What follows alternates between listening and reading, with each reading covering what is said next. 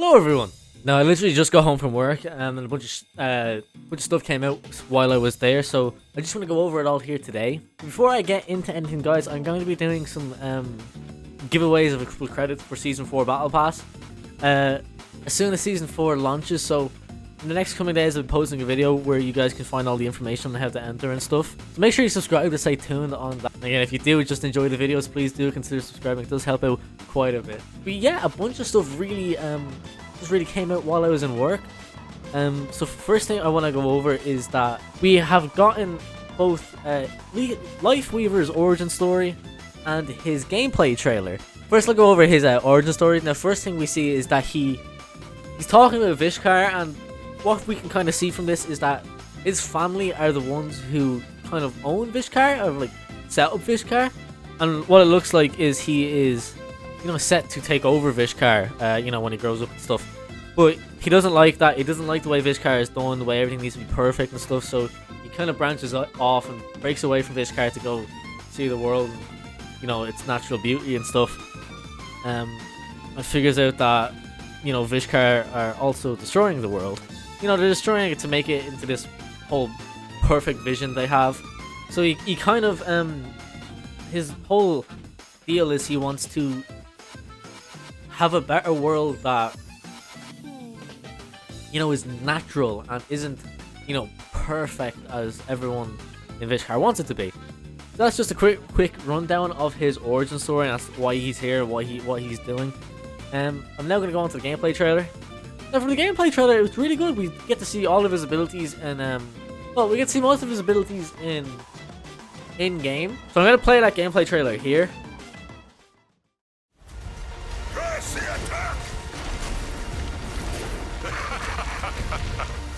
A little care always helps. Don't give up! This is our fight to win!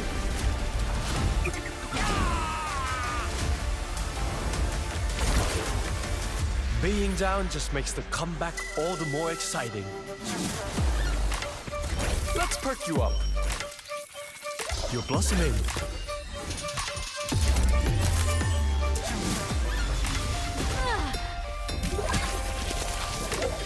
Lucky I was here, huh?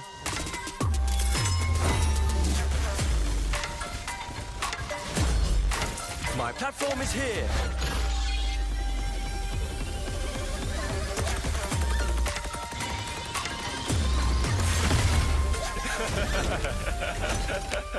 Hand forward. Shall we do this together? Leave this to me. Life unbridled.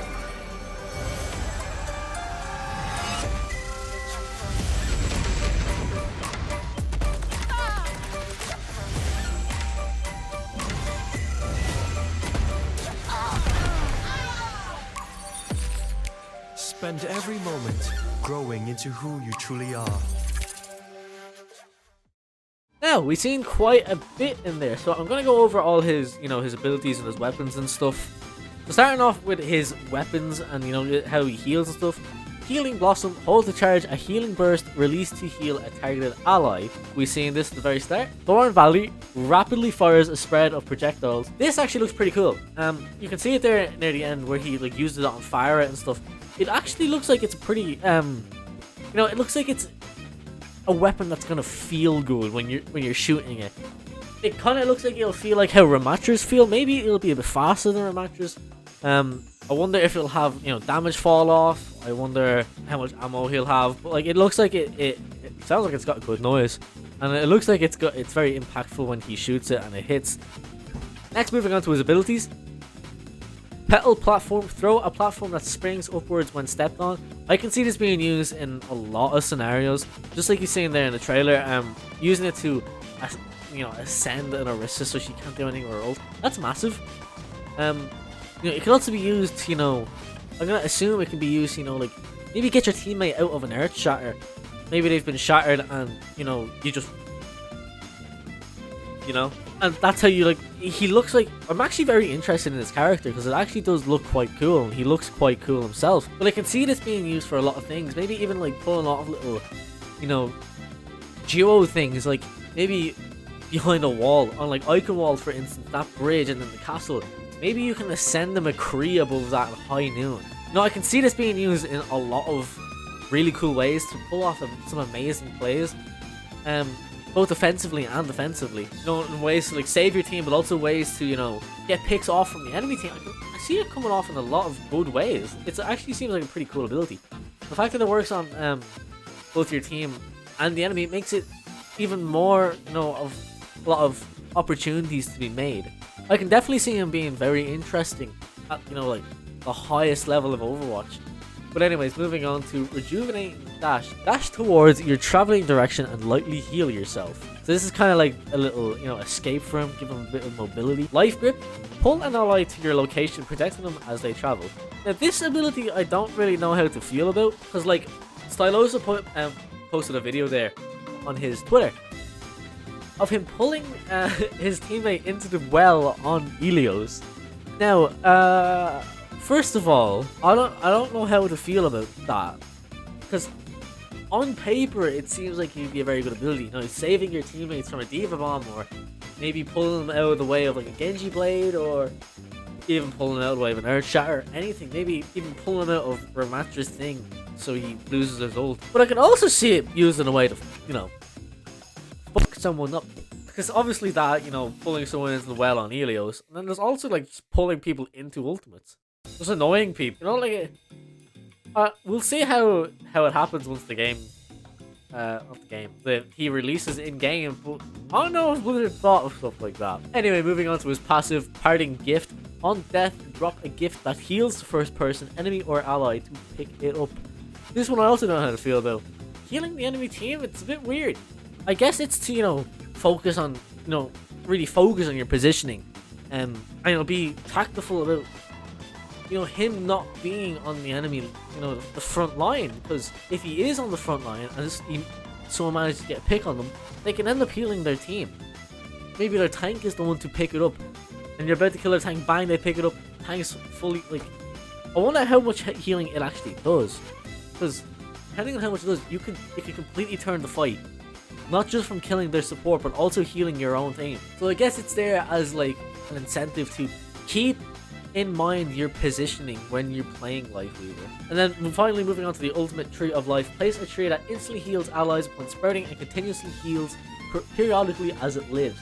So I'm gonna assume this is something that can be destroyed, kind of like Supercharger. I say Supercharger as if, it's still in the game. Supercharger was Orissa's old ult. For anyone who doesn't know, she like planted it down on the ground and it could be destroyed, and it like sprouted out to the enemy, not the enemies, your team, and it was like a Mercy power boost. But yeah, it could be destroyed, so I'm gonna assume it works something like that. I'm pretty sure it can also be used as a shield and stuff. So yeah, and last thing, I'm pretty sure it can be placed anywhere on the map. So yeah, that's pretty sick, I guess. Yeah, that is all of Lifeweaver's, weapons and abilities and such. Yeah, he does look like a very interesting character, I will say. Now, moving on to some other Overwatch news, also relating to him.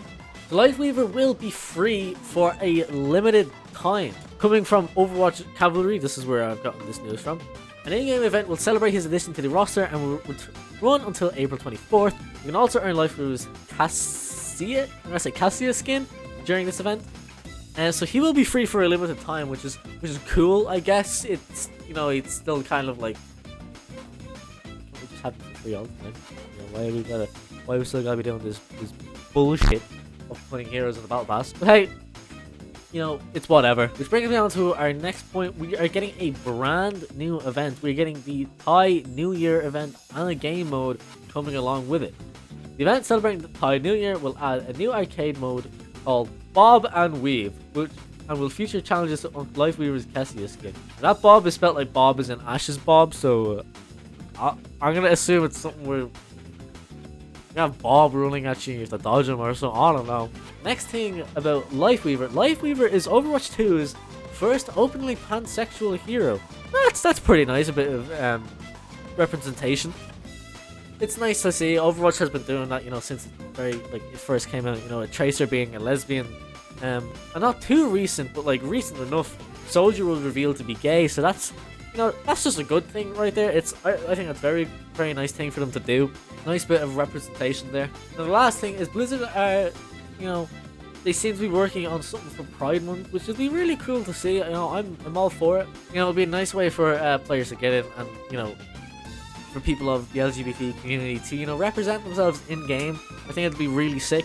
Now, the last thing I want to go over is the shop updates. Now, the Gold for Soldier 76 bundle and the Pearlescent Brigitte bundle are now in the shop. The skins look nice. They are only rare skins, I mean epic skins, but they do look pretty sick. So if you guys want, you can hop in and pick them up as well.